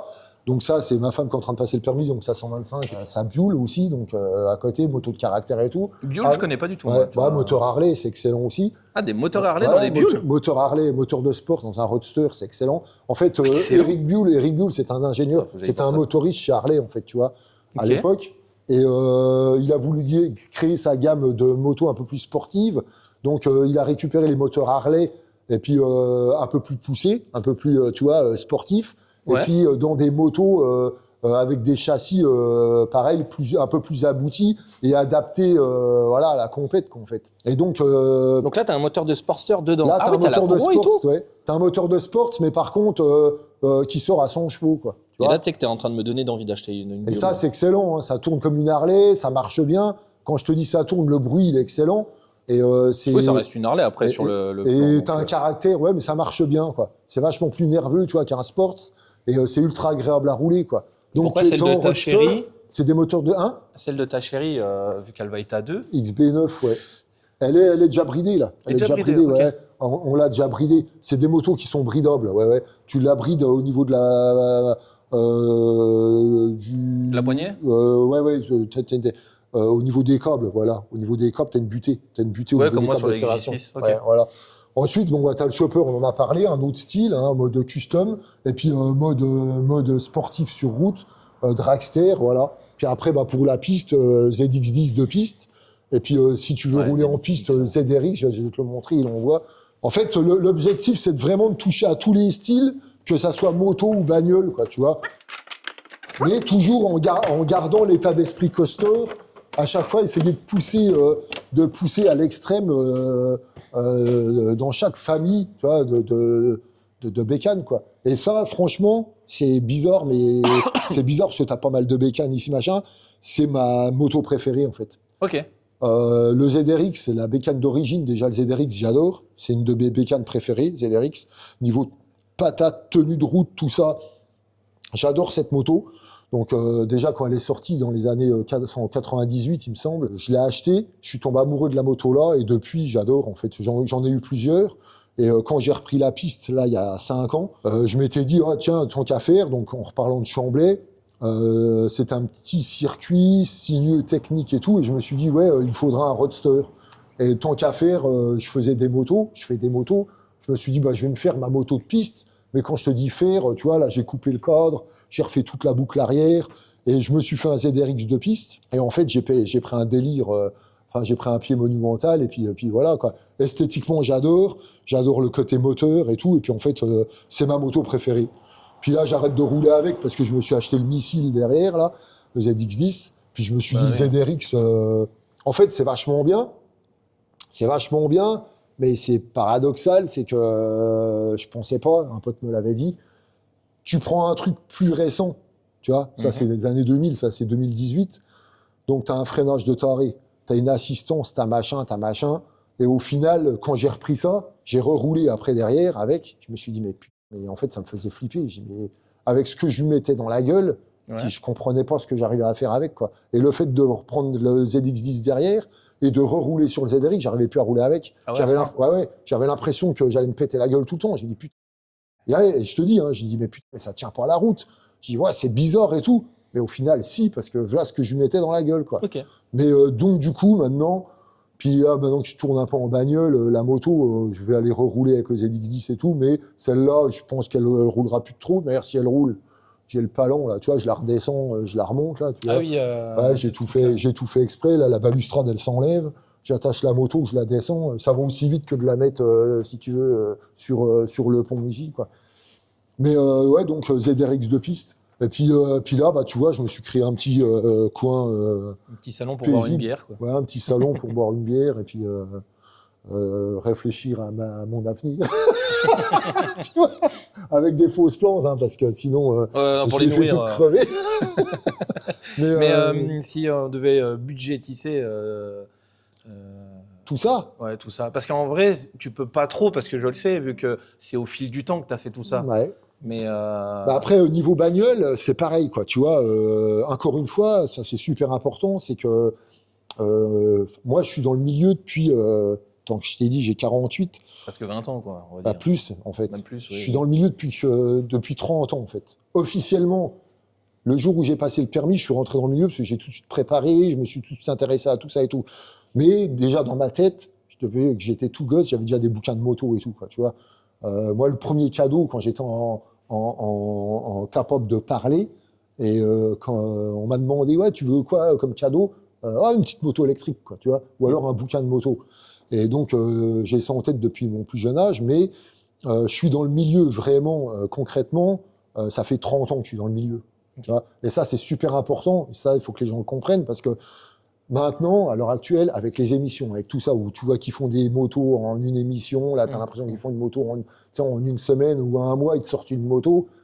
Moi, le GX Turbo, je l'ai fait en 2 mois, clairement, je l'ai fait en 2 mois. Mais encore, c'est rapide. Mais tous les jours dessus. Ouais. 2 mois, tous les jours dessus. Je te dis, j'ai arrêté de bosser, donc je me mettais tous les jours dessus comme un fou. Et les soirs, ce que je t'expliquais tout à l'heure. Ton cerveau, il est là-bas, il est à l'atelier. Le cerveau, il est dedans, quoi. Ouais, je vais faire ça, je vais faire ça. Mais quand tu bosses ou quand tu fais des trucs en parallèle, laisse tomber, tu passes 300 heures sur une moto, tu vois, voire plus, ça, en comptant tous les à côté, aller chercher la peinture, aller chercher ça et tout. C'est un truc de fou. Le budget, ouais, donc moi, ça fait 30 ans que je fais ça, que j'ai ça en tête. Donc, forcément, les tarifs qu'il y a maintenant, c'est plus les tarifs qu'il y avait avant. Et quand tu fais toi-même... Surtout avec le prix des carburants maintenant. Voilà. Et quand tu fais toi-même, c'est différent. Donc, c'est pas représentatif, tu vois. Je vais te dire, je sais pas, je te dis une connerie, ouais, bah, la El Padre, je vais te parler de la El Padre, je vais te dire, ouais, si demain je dois la vendre, mais mec, en fait, ça n'a pas de prix, ça n'a pas de prix. Moi, bien sûr qu'elle m'a pas coûté le prix que je la revendrais, mais en fait, je serais incapable de te donner un prix, parce que rien que la peinture et les gravures moteurs, ça m'a coûté 7 000 €. Ok, Rien que peinture, gravure. Ensuite, le moteur a été refait à neuf, il a été réalisé, j'ai changé les pistons, c'est moi qui ai tout fait, j'ai fait faire, mais je l'ai remonté, dedans, j'ai refait le faisceau, j'ai refait ça, j'ai fabriqué des pièces. Donc, je sais pas, je te dis, ouais, admettons, je la mets, tiens, il y a le Christ dessus, l'âge du Christ, 33, je vais la mettre à 33 000, qui pour moi n'est pas cher, mais c'est un bon juste milieu, c'est représentatif. T'as des mecs qui vont dire, bah, l'autre il est taré, machin, mais au final, si je compte au taux horaire et tout, c'est invendable, tu vois. Ok, ouais.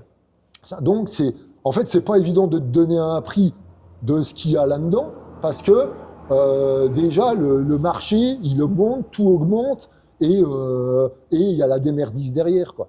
Donc, c'est pas évident, quoi, tu vois. Pour moi, ça n'a pas de valeur ici, quoi. Oui, ça n'a pas de valeur, c'est ton cœur, quoi. Tu vois, je prends la moto là, tu vas comprendre ce que je vais te dire. Tu vois, la moto là, une base de ZRX, t'en trouves une à 2000, propre. Okay. T'en trouves une à 2000.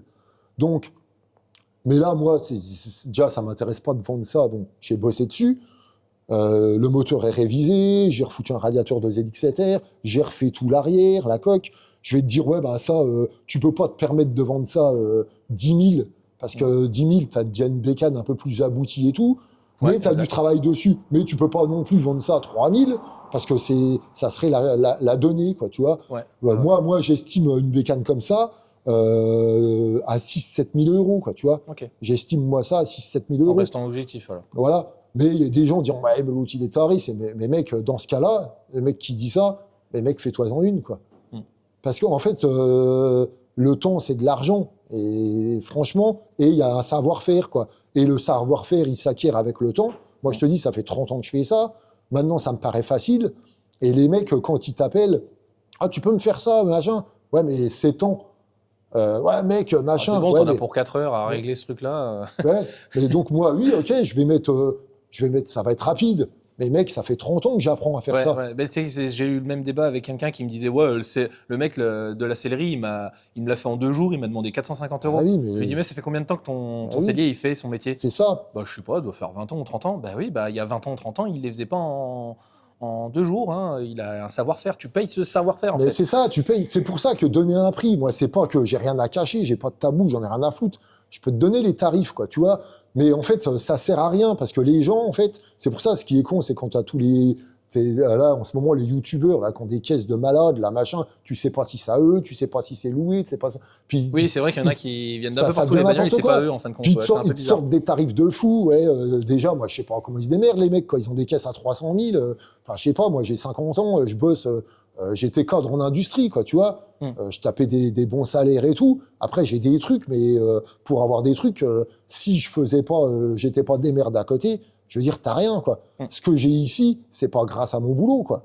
Ça, en partie, c'est grâce à mon boulot, mais c'est pas grâce à 100% à mon boulot. Parce que t'as tes factures à payer, t'as ta baraque à payer, t'as ton essence à payer, t'as ton entretien de voiture à payer, t'as ta bouffe, t'as ton chauffage. Là, je viens de remplir ma cuve à fioul, ça te coûte 3 000 de cuve à fioul. Je veux dire, mais c'est invivable, tu peux pas, quoi. Alors, le mec, je sais pas, ou alors ils sont tous ministres là-dedans.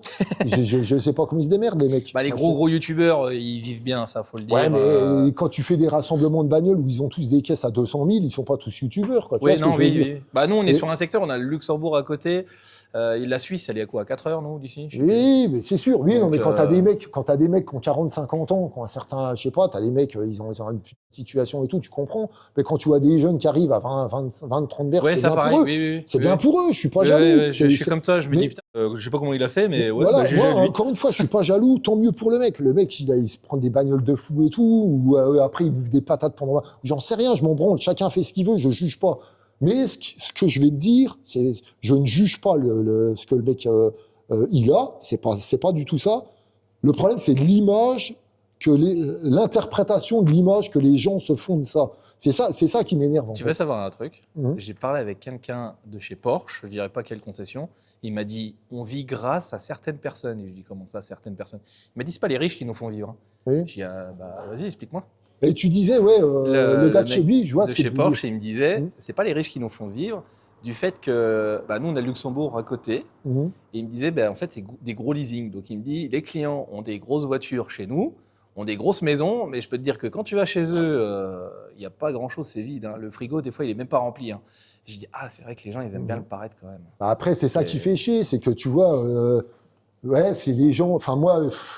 En fait, c'est bien et pas bien, parce que là, grâce à ça, ils font vivre quand même les gens en prenant des gros leasing et machin, mais ils s'endettent là-dessus, en fait. C'est un peu dommage, alors qu'ils pourraient prendre une voiture plus basse et mieux vivre derrière. C'est dommage. Quoi, tu vois, encore une fois, moi, demain, je revends tout, je m'achète une pure bagnole et tout. Enfin, une pure bagnole, ça veut rien dire, parce que moi, une pure bagnole, j'en ai une déjà. Oui, non, mais je comprends, parce que j'ai un ami qui est mort à l'heure d'aujourd'hui, pas son âme, qui, lui, à l'époque, se tâtait à acheter soit une Audi R8, ou soit sa petite maison. Ouais. Et en fin de compte, il s'est dit, il était à deux doigts, il était à deux doigts de signer les papiers de la Audi R8, et il a quand même acheté la maison, il s'est dit, je vais quand même me poser et acheter la maison. Écoute, une phrase que je sors souvent, qui vient de personne, c'est moi qui te la sors, et c'est une phrase qui va représenter signature de tout ce qu'on vient de faire là. Et ça, c'est une de mes phrases qui me tient à cœur. Tu vois, j'en ai des frissons. Un état d'esprit, ça ne s'achète pas. Oui, ça c'est vrai. Un état d'esprit, ça ne s'achète pas. Je vais te donner un exemple. J'ai eu l'occasion d'avoir ma Porsche, tu vois. Ouais. Donc c'est une caisse de fou, 997 turbo et tout. C'est un truc de psychopathe. J'adore, c'est beau, ça marche, machin. Des fois, j'ai envie de rouler avec, machin. Tu me crois pas. Je prends autant de plaisir à rouler ma Cox. Ah non, mais moi je suis tout à fait d'accord. Voilà. Et j'ai mon beau-père qui roule en Porsche pareil. Une fois, il l'a prise. Ouais, ta croûte, machin, t'aimes bien rouler avec ça? Et il comprend pas. J'ai dit, mais mec, j'adore, en fait. J'ai autant... Tu vois, tu vas me parler on parlait de la légende car, là. Ouais. Je vais rouler à Chamblay. T'as des mecs qui ont des GT3 RS, des caisses à 200 000, des caisses à 300 000 et tout. Des Ferrari, t'as des Alpines, t'as des caisses à 80 000. Oui, t'inquiète, quand je vais à Folembray, c'est pareil. Voilà. Il y a des caisses de fou, comme il y a des caisses de 205, de 1500 t'as de la 106 et tout. Moi, j'arrive avec une légende car, budget moyen 15 000. J'arrive avec ma légende car, c'est pareil, c'est pas un concours, je m'en fous. Le but, c'est pas qu'on te regarde plus que l'autre et tout, mais tu vas comprendre ce que je vais te dire. J'arrive avec la légende car à 15 000 balles, le mec, il a sa GT3 à côté. Voilà, déjà, les gens à côté, ils viennent, ils vont plus venir voir la légende car. Encore une fois, c'est pas pour la montrer. Ce que je veux dire, c'est que le facteur investissement plaisir, en fait, il est 10 fois plus important avec ça que de mettre en fait, voilà. Donc, en fait, le but, encore une fois, c'est pas de toujours plus, mais non. Mais là, t'as, je sais pas, 90% des mecs qui regardent la vidéo qui sont branchés, Panigale, Nouvelle R1, Nouvelle ZX10. Ils vont dire, mais regarde, moi, je te dis franchement, je préfère le ZRX que mon ZX10. Et pourtant, c'est une caisse à 2000. Voilà, parce que le rapport, le plaisir, investissement, c'est moi qui l'ai fabriqué et il y a une âme et il y a une histoire derrière. Et c'est pareil, moi j'avais ça va peut-être pas parler à beaucoup de monde, j'avais une Big Park Avenue de 93, je crois. Ouais. Oui, 93. Et je kiffais cette voiture comparée à plein de voitures modernes et qui marchent, tu vois. Alors que c'est une voiture pépère. Je comprends à mort. C'était mon délire, c'était ma première américaine. En plus, c'était pas un V8, c'était un V6. Mais je trouvais qu'elle tuait sa race. Et on se foutait de ma gueule. Oui, non, mais c'est ça. Mais les gens, Mais en fait, c'est une voiture à 3000 balles. Hein. Ouais, mais les gens se foutent de ta gueule. Mais en fait, tous ceux qui se foutent de ta gueule, c'est parce que les gens, en fait, et c'est ce que j'appelle la pureté, ils n'ont pas le truc. Et quand je dis il y a une âme, c'est pas juste un mot, en fait. Derrière, il y a des valeurs, tu vois. Moi, j'apporte beaucoup d'importance aux valeurs des mots, aux valeurs des choses. Tu vois, un mot, Alors, surtout avec tout ce qu'on voit maintenant, là. Va pas à un rasso, toi, un vendredi soir. Hein. Non, pas un rasso, parce que t'as le mec qui laisse sa voiture sur le parking. Il est en train de regarder un truc un peu plus loin. T'as un groupe de 5-6 qui vont se mettre autour de sa voiture et qui vont critiquer sa voiture. Et quand le mec arrive, ils savent pas le critiquer devant. Mais déjà, pourquoi vous le critiquez ? Vous êtes venu en 206 avec le châssis qui est en train de vous lâcher et vous critiquez le mec qui a une Golf 6, tu vois. Alors qu'il y a la dernière Golf 8R et machin. Mais on s'en fout. Le mec, il bosse pour sa bagnole. Laissez-le tranquille, il fait son délire. On s'en fout qu'il ait un autocollant boiserie parce que les gens, ils critiquent quand c'est un autocollant boiserie ou quand c'est un Starfobar. Non, c'est leur délire. Ils le font. Chacun fait ce qu'il veut. C'est ça qui, je trouve dommage, les valeurs se perdent. Tu vois, tu t'en fous, c'est pas ton délire. Moi, quand c'est pas mon délire, je le dis à la personne, c'est pas mon délire, mais je trouve que t'as fait bien ton travail. Voilà, terminé. Et c'est vrai, c'est exactement ça, les valeurs se perdent, quoi. Encore une fois, c'est pour ça que, en fait, c'est pour ça que je me sens bien ici. C'est pour ça que demain, le mec qui critique, et je le dis encore une fois, mec, mais tant que la critique est constructive, vas-y, je prends. Mais l'autre, il machin, mais mec, déjà, qui t'es pour juger les gens, tu sais jamais qui t'es en face, tu connais pas l'histoire du mec, tu sais pas ce qu'il a vécu, tu sais pas, en fait, t'en sais rien, quoi. Donc, faut arrêter de juger sur ce qu'il a, ce qu'il fait, machin. Enfin, moi, tu vois, ça, un état d'esprit, ça ne s'achète pas. Et moi, tu le vois ici, il y a rien qui est travaillé, en fait, c'est tout naturel, tu vois. Non, en fait, si, tout est travaillé, mais pas forcément prévu de base. En fait, c'est au feeling que tu l'as fait dans les années. Ouais, ou c'est comme ce que je disais tout à l'heure. C'est à l'arrache, mais c'est un arrache organisé. Et en fait, c'est comme ça pour tout. Ou même c'est comme ça, tu sais, pour ma page Facebook. Tu vois, tout est structuré, les albums, tout. J'aime bien quand tout est. J'aime bien quand tout est en fait logique, en fait. Tu vois, là, tu vas me dire, l'autre, il a un avion avec 2 martiens, ça sert à rien. Mais c'est con, mais c'est. Mais la déco, elle est folle. Non, mais tu vois, quand j'étais gosse, tu vois, j'allais à la foire à Nancy, et j'arrivais comme ça devant le manège qui tourne, là, et j'étais gaga, tu sais, j'avais 8 ans, et je montais dans l'avion. Et j'étais avec mes frangins, ou quoi, et puis le délire, tu tirais le levier, tu montais, tu descendais, et tu chopais le pompon. Et ben là, tu vois, je me suis dit, putain, putain, ça me faisait vibrer quand j'étais gosse, ça, putain, il faut que je trouve un avion, quoi. Tu vois, ça m'a pris comme une envie de pisser. Et puis, et puis en fait, j'ai retrouvé l'avion, là. Puis après, j'ai déliré, tu vois, j'ai peint en chrome, j'ai foutu mes logos dessus. Et ça a une histoire. Tu vois, le Babi, le bar que tu vois, quand j'allais au bahut, quand j'avais 15 ans, j'allais au bahut à Notre-Dame-à-Pont, je m'arrêtais toujours au bar le soir et je jouais avec mon frère, tu vois, on mettait 2 francs et on jouait à Altered Beast, quoi, tu vois, ou Wonder Boy. Tu vois, c'est des jeux. Tous tes souvenirs, en fait, et que t'as transformé à l'heure d'aujourd'hui. Super Hang-On. Et je me suis dit, putain, et j'ai envie de retrouver, tu vois, j'avais envie de retrouver l'odeur, la flamme, la nostalgie d'avant. Et c'est pour ça. Donc ça, c'est parce que ça a une histoire. Ça a une histoire. C'est pareil, c'est pas un jeu réplique de maintenant, quoi, tu vois. Là, c'est un vieux jeu, tu vois, avec, y a le son, hein, avec le tube cathodique à l'intérieur. C'est les vrais d'époque, quoi, tu vois. Avec le. Tu sais qu'il y a une grosse communauté sur les bornes d'arcade. Ah oui, non, mais c'est un truc de fou. Tu vois, le Street Fighter 2, c'est pas. Grave. C'est pas le. Non, mais tu vois, je suis 98, moi, mais ça, c'est. Ce que je veux dire, c'est que c'est pas le Street Fighter 2.0. C'est pas le truc tout nickel avec, tu sais, les LED, le son. Non, mais il y a le son déjà. Entre potes, quand t'as des potes qui viennent, je pense que tu bois une bière et en même temps tu fais ça, c'est génial. Ouais, et encore, il y a. Là, non, mais là, mais encore, je te dis ça, mais il n'y a pas trop de potes qui viennent ici, en fait. C'est que moi, ici, c'est con, mais si, j'ai des potes qui viennent quand même, mais c'est ultra rare, en fait. Pas dans le sens où j'ai pas de potes, où je suis un sauvage. Pas dans le sens là, mais toi là, t'es là, tu filmes. Le sauvage, quoi. Mais toi là, t'es là, tu filmes. Déjà, tu vois, parce que t'es du coin, on est lorrain, on est machin. Je viens de finir la moto, mais c'est rare, en fait. C'est rare que je fasse ça ou que je fasse des chouilles. En fait, ici, c'est mon truc. Je m'ambiance tout seul et puis c'est voilà, quoi. En fait, oui, le bonheur, comme dans le film, le bonheur n'est pas machin s'il n'est pas partagé. Merde, comment il dit là? Ah, j'ai pas la ref. Ouais, merde. Je sais plus. Bon, le bonheur est inutile s'il n'est pas partagé. Enfin bon, bref, je sais plus comment il dit. Mais non, mais oui, c'est vrai que c'est un bon délire. Tu viens, tu te mets là, tu bois un coup. J'ai pas besoin forcément de vouloir, tu vois, tout partager ici, quoi, en fait. C'est ça que je veux dire. C'est que, voilà, ça, c'est relou quand même le son. Comme on l'enlève. Mais ouais, enfin voilà, quoi. Voilà le délire ici, quoi. Enfin, Ok. Bon, vas-y, on Mon va petit faire l'intro de Gaël. fin en bas. on vient, on va manger une galette. Attends, on va faire l'intro de fin en bas.